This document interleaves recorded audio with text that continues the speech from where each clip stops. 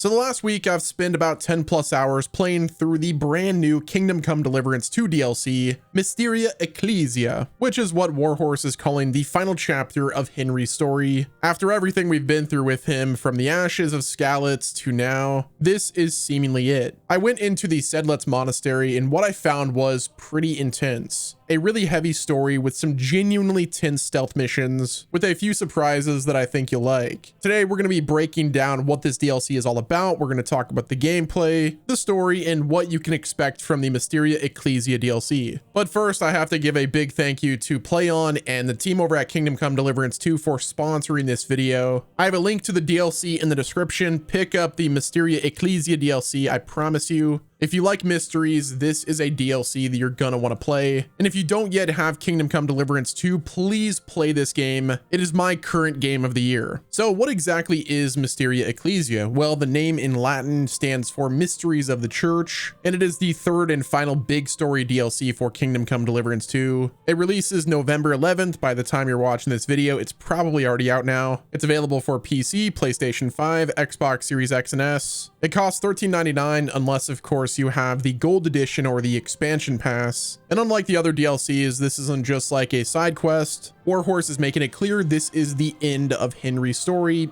at least for KCDII. They say this is the final adventure, but I'm still holding out hope. Now, the setup for the DLC is also pretty cool. Henry gets sent to the Sedlet's monastery on the order of Peter of Pisek. For those of you that don't remember Sedlet's, or if you haven't played the game yet, it's the place that you could see near Kuttenberg, but you actually couldn't get into in the main game. I remember whenever I did my first playthrough, I got to Kuttenberg and I was like, oh, what is this big place that I want to go to, but I actually can't enter?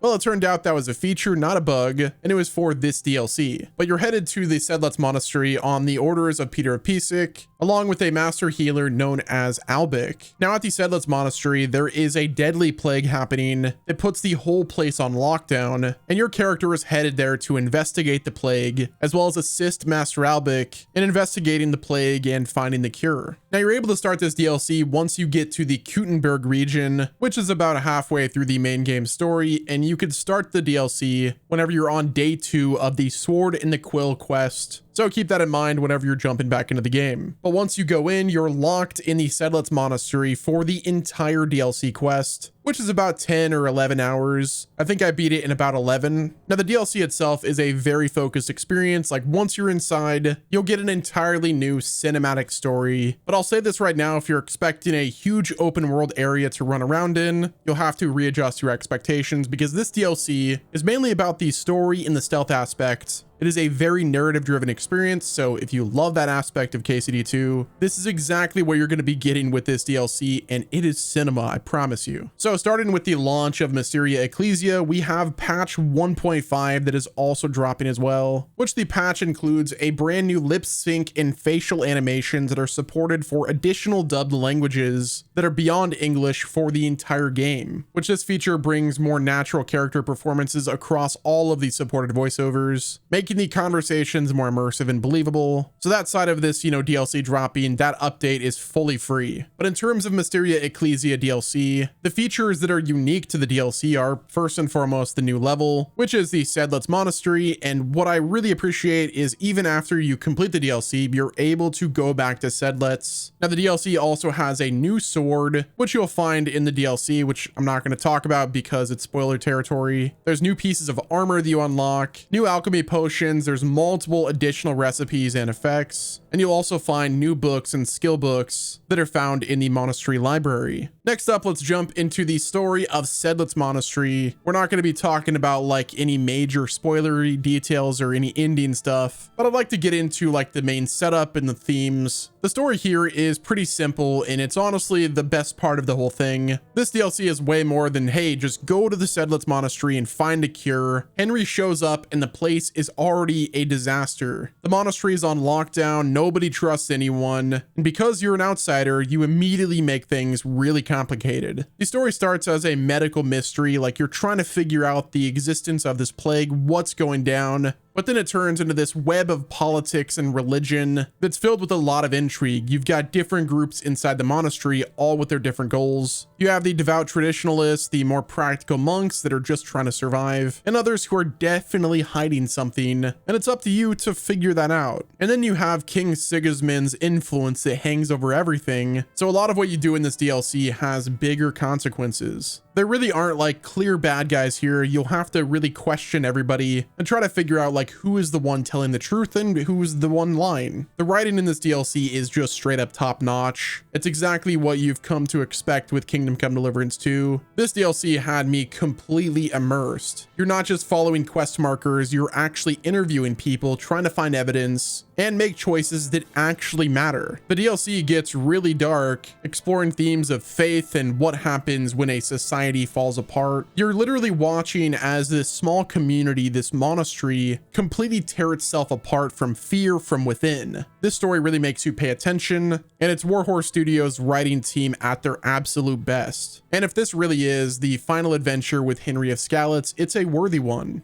Okay, so now let's talk about the gameplay because Mysteria Ecclesia really changes things up. This DLC is very much a stealth-focused DLC, so if you've been leveling up Henry's stealth skills, this is your time to shine because it really does help. I'm glad that I did that in my first playthrough. You can't really use your weapons inside the monastery. Like, I guess you can, but trying to fight your way out or fight your way to, you know, complete the DLC is a bad idea. It's heavily discouraged, and it's often just impossible. The whole loop is about sneaking around, listening in on conversations, picking locks, and finding info without being seen. Now, the lockdown itself is a core mechanic. You are inside this monastery, completely stuck, and you're actually limited to one area where you could freely roam without worrying about like the guards screaming at you constantly to get back to the infirmary because we're in lockdown. You really have to manage your stuff like really carefully. What I like about this DLC is like how they handle getting caught. Instead of it being just a game over, the guards will send you back to a certain spot. They'll tell the abbot on you. The abbot will give you a strongly worded letter and a stern talking to, and then boom, you're back to the infirmary where you can continue your progress. Now, let's say you start stealing stuff and the guards catch you. Well, you will lose a bit of progress, but you don't have to reload a save. It lets you experiment, test the security without getting like really frustrated. It's also way less punishing than the monastery quest in the first game, but the stakes in this one feel really high. As I mentioned before, the DLC doesn't actually add any crazy new systems. Instead, it just uses the existing mechanics in a pretty smart way. Alchemy is a big deal here. For example, you'll both be figuring out the plague and making potions to help you sneak around, as well as other items, specifically wearable items. So if you're expecting the cozy Legacy of the Forge like base building aspect, Mysteria Ecclesia says, nope, we're not doing that. It puts you in a place that feels like a pressure cooker that's about to explode, and it's kind of your job to manage that. And for the story that they're telling, in the words of Todd Howard, it just works. Now, the monastery itself is designed really well. It looks amazing. It's super atmospheric. The music, man, the music is so good. You'll also come to find that this place is pretty scary to be in, but it is really fun to explore. So for my personal take after finishing the entire DLC, I thought it was fantastic. It's not the best that KCDII has to offer in terms of story experience and, you know, gameplay experience. This is the kind of story DLC that I think RPG fans will really appreciate. It respects you as the player. It gives you a real sense of closure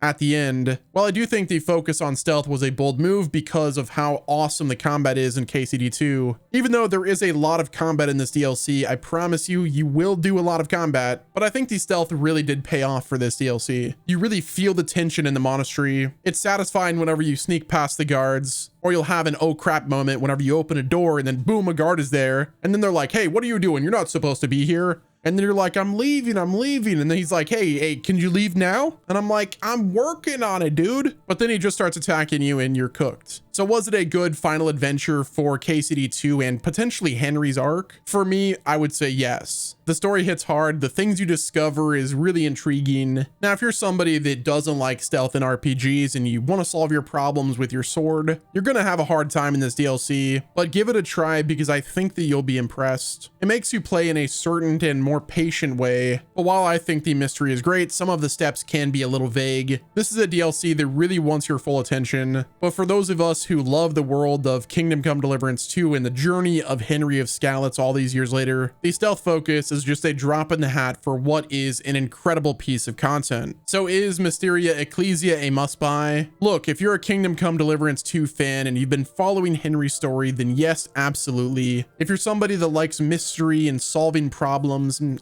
if you're a fan of, like, for instance, Indiana Jones, I think you'll really be impressed with this DLC. So yes, check it out, link in the description. Pick up the Mysteria Ecclesiae DLC for Kingdom Come Deliverance 2. And thanks so much to PlayOn for sponsoring this video and Warhorse for giving me the opportunity to play it early. And once you've beat the DLC, come back to this video and just give me your thoughts on it. But that's gonna wrap it up with this video. Jesus Christ be praised, and until next time, this has been your boy Wes, and I will talk to you guys in the next video.